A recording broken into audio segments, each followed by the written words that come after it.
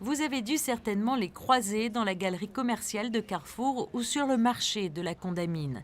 Chaque année, des bénévoles vendent bracelets, timbres, agendas, sacs, torchons réalisés par les enfants des établissements scolaires de la Principauté au profit des enfants défavorisés du monde entier.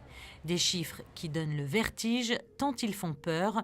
264 millions d'enfants travaillent, 300 000 enfants soldats, 120 millions d'enfants vivent dans la rue, 121 millions ne vont pas à l'école, 9 millions de petits meurent de faim avant l'âge de 5 ans, 200 millions sont victimes de sévices sexuels et 1 milliard d'enfants n'ont pas accès à l'eau potable.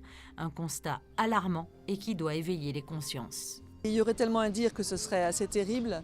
C'est vrai que pour cette année, en tout cas, nous avons décidé de mettre sous projecteur deux problèmes, deux fléaux importants.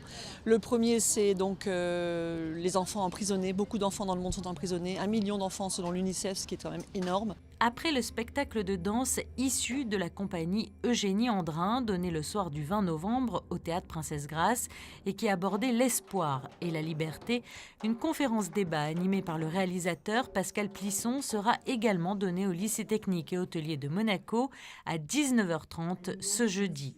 L'entrée est libre et gratuite.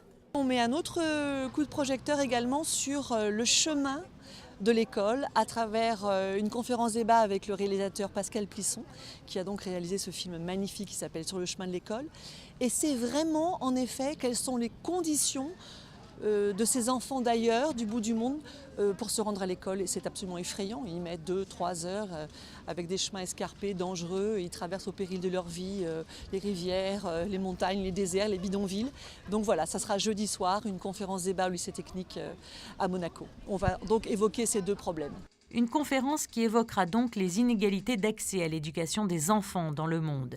Et si vous n'avez pas pu vous rendre dans la galerie marchande de Carrefour ou sur le marché de la Condamine, sachez qu'un stand d'animation et d'information sur les droits de l'enfant sera également présent sur le marché de Noël. L'argent récolté par les élèves, j'insiste vraiment sur leur mobilisation parce qu'en effet, ils ont travaillé toute l'année pour pouvoir récolter des fonds au sein des établissements scolaires.